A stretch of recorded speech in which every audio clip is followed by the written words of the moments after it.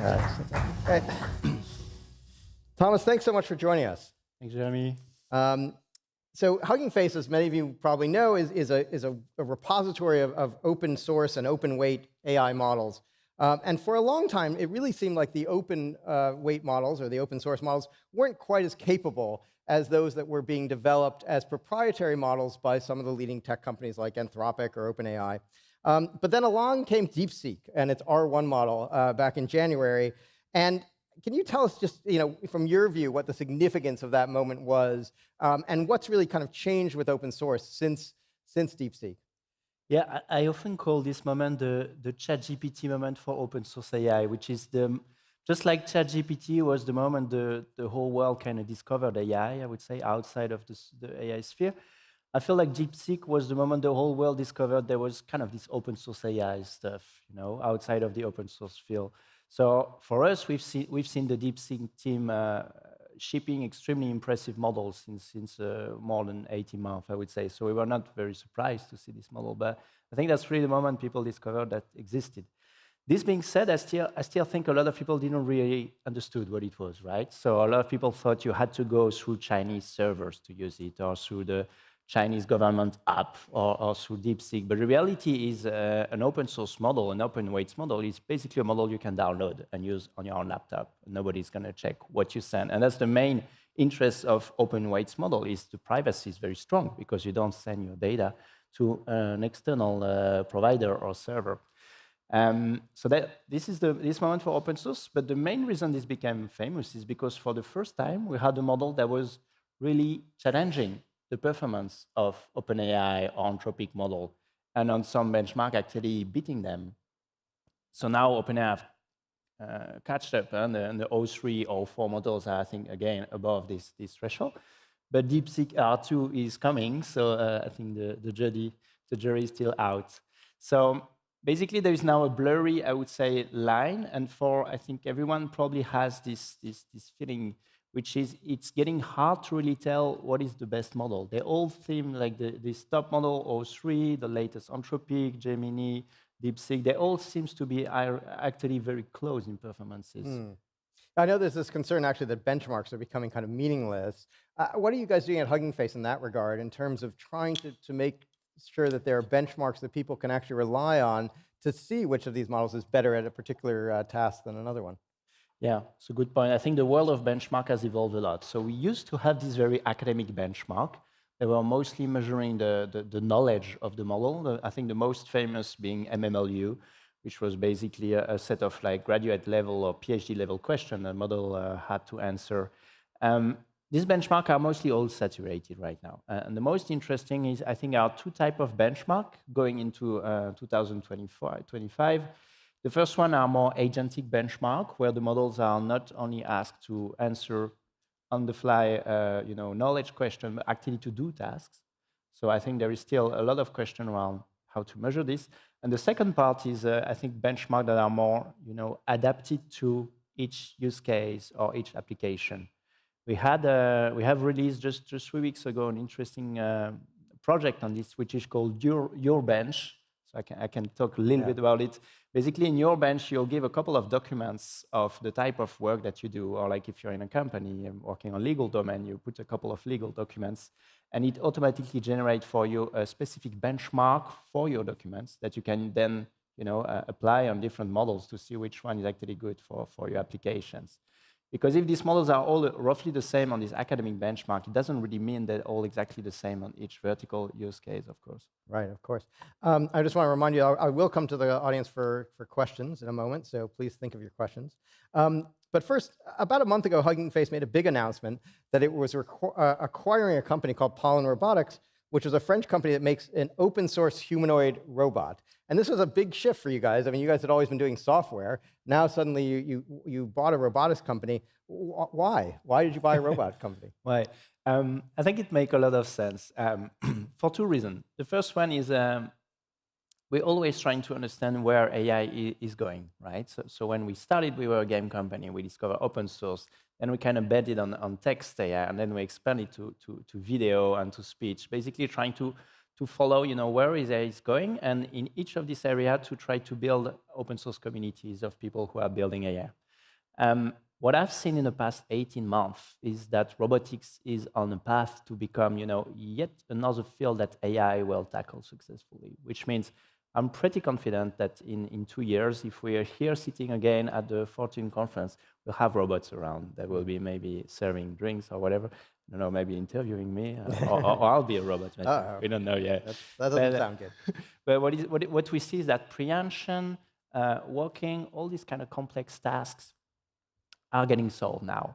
And what I see as well is that there is a lot of companies starting there, but they're all closed source company. And the same we had when OpenAI started getting closed. We don't really want a future where you actually, always rely on a couple of incumbents to provide, a technology that's very important.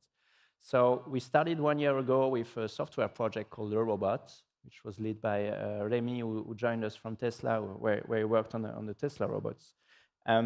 And we started with this, which was a pure software library, basically giving access to the latest AI breakthrough in robotics on software level. And this got a huge, huge traction. So this robotics community has been growing amazingly. And so earlier this year, when I was talking with our basically longtime friends at Pollen, I kind of understood that we also had to focus on the hardware stack, because in robotics, the hardware, motors and how to build robots is as important as the software. So see if we can, just like we did in software, we try to give the basic building blocks so that everyone can build a company on top, can build a successful startup on top. We want in robotics hardware to give the basic building blocks so that everyone can actually build incredibly big startups. So the idea is that the hardware itself would be open source. The accentuators, all the things that make a humanoid robot move, you would be able to either obtain those, the plans for those, so you could build your own versions of them? Yeah, so there's two main ideas. One, the long term is what you're describing, making open source actuators, firmware, all of that. So you could either get the plans or anyone can build them, which will drive the price cost quite lower, and which will also bring some standardization. And the other part is to build a community of roboticists, which are people who actually know how to make them and feel empowered to actually create their own startups. I wanted to ask, what is having sort of an open source robotics project unlock in terms of some of the remaining challenges in AI and getting to this kind of goal of human-like AGI? I know you've talked a little bit about this, that there's certain things you feel like having an embodied system really will help unlock. Yeah, I think, well, there are things you can learn live, I think. There is things you can do. I mean, one thing I'm aligned quite well with Sam Altman. We had a discussion around this open sourcing at OpenAI, which is if we have a future where actually AI is extremely intelligent, we don't want the remaining thing to be just human, basically working to bring stuff to the AI. That would be a very sad future, right? We'll just bring the contract to get signed because that's the only thing the AI cannot do. So, and for the same reason, we had this meme, which I think is very true, which is I wanted AI to do my laundry and clean my dishes so that I can be creative the rest of the time. And right now we kind of have the opposite, right? AI is very creative and we are still like cleaning our dishes by hand. Right. So we need to at least give the power of human to automate the second part as well. Great. I know we've got at least one question in the audience. Let's go back there. Please state your name. Sam Sasamila, ESA Business School. So thank you for this. Very interesting, very interesting. I have a question about the sustainability of the business models of the companies that are providing the open weights models, whether in robotics or LLMs. Should we expect them to continue developing and providing models? Yeah, it's a good question because we've seen a lot of companies starting by open sourcing some models and then they move to closer system, right? I mean, OpenAI being maybe the first example, but more recently we've seen that quite a lot. So depends. I mean, I would say it's quite counterintuitively. Hugging Face being, for instance, very open source company is cash flow positive, right? We have actually a sustainable business model. So you can definitely build good business model around open source. It's not as paradoxical as it may seem. Open source typically bring you a lot of visibility, a big community that you can then leverage in other way. Another thing we've seen repeatedly, and I would be ready really to bet that it will continue, is each time every company kind of stop open sourcing, we see this, as a lot of people start to see this as an opportunity to establish themselves as the new company who now open source. So DeepSeek came in maybe because Mistral was open sourcing less. If DeepSeek start to stop open sourcing, maybe another team will come and say, hey, we're going to open source the best model to be the providers of the best model. So there is this kind of constant stream of people and teams joining the open source movement that I'm quite confident will stay. And for Hugging Face, you're cash flow positive. You say, what are you making money on? What's the revenue from? So we're quite lucky to have a business model that's really aligned with open source. So for us, our goal is really to have the maximum number of people participating in this kind of open community and sharing models, right? So we try to encourage that. So we have two ways we partners. One is very large partnership with a couple of companies to kind of help them incorporate our catalog of models in their own offerings. So basically, the more models we have, the better it is for them as well. And the other is an enterprise version of the public hub. So if you're an AI builder, if your team is actually training AI models, it's quite likely that you would like to have the same hub that we have internally to actually version your models, to share them internally. And this is our latest product since we started to commercialize this last October, and it's been growing extremely fast. We have several thousand companies already using this product. Okay. Other questions? Who else has a question? I've got more if I don't see any. We got one down here. Wait for a mic to get to you. I can also say again the question if you want. There we go. Hi, my name is Matthias Röder from the Mindshift. I just want to ask you about art and AI. Hugging Face is like the #1 platform for people who are active in AI and music and other fields. Are you aware of that? Is that important for you? What's your thinking about the future of AI and art? Yeah, it's a good question. I would say it's something I would like to push more, because when you look at, so I see that mostly as, my way is to see that mostly as artists using AI tools to actually expand what they can do or to have new ideas. I think that's the most exciting use of AI. I personally am involved also in the AI art communities in Amsterdam, but that's more a side project. And what I would love to is to see them use more open source tools, because most of the tools they use right now are closed source, which is a bit sad, because if they use open source, they could actually, given some knowledge and a bit, they could actually tweak them a lot more and play with these tools a lot more. So if you know actually someone, I've been trying to find the right person to push this project, Hugging Face, and to see how we can, maybe educate artists or maybe make some specific toolings that would make it easier for them to use open source AI tools would be amazing, I think. You just mentioned you're based in Amsterdam yourself. Here we are sitting in the UK. The CEO of Hugging Face, Clem, lives in the US. How do you view, the evolving geopolitics of AI? There's increasingly the sense that we're in this bipolar world, and you have to choose to either use US models or Chinese models. So what do you see as the role for sort of Europe? And can there be a third pole in that equation? You want me to give an answer in 3 minutes? Yeah, 3 minutes, that's right. The geopolitics of AI. What I see is I'm extremely, so we're kind of a world company. We're based both in the US indeed and in Europe, with a very small team in Asia as well. And we try to kind of stay with this feeling that we will like everyone. This being said, I'm still European living in Europe. I would love to see Europeans thrive. I would love to see a lot of startups grow there. I'm pretty optimistic at the moment.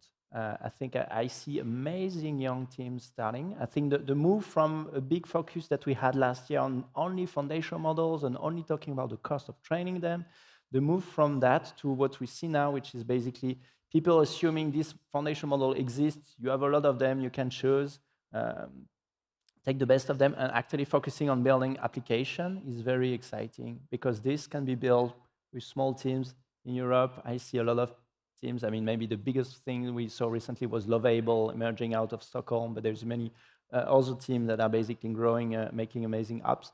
So yeah, view on this angle, I'm very optimistic about coming years in here. Great. We're running low on time, but I wanted to ask you, you talked a little bit about humanoid robotics, and why that's important. What else do you see as sort of next for AI?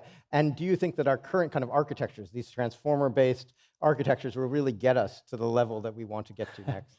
It's a good question on many aspects, actually. I was talking today with some people. There is an amazing team in London building novel chips, novel semiconducting things for AI. And one big question for them is, can we focus on transformers and this architecture? Are there going to be? My gut feeling is we can still do a lot of things with transformers and what we have now with better data. We saw this year the shift to reasoning model, where basically we keep the same type of model. We just let them think for longer, and we keep getting improved performance. So that's quite exciting. So on this, I think we can still extract a lot of intelligence from the same basic building blocks that we have. And then the other part I'm very excited about, and I think maybe we talked about it a little bit last time, which is AI and science, which is basically all this knowledge we have on training very good generative and predictive models, applying that to other things like predicting good materials. Also here in the UK, there is a very great company called Second Law, predicting weather forecasting and trying to predicting, another one is predicting proteins. All of this basically using all the things we learn in AI to actually have, maybe you could say, real impact on the world in a way, but actually physical impact on science. Yeah, so AI is a tool for science. That's a great optimistic note to end it on. Thank you so much. Please give Thomas a round of applause. And thank you all for listening. Great.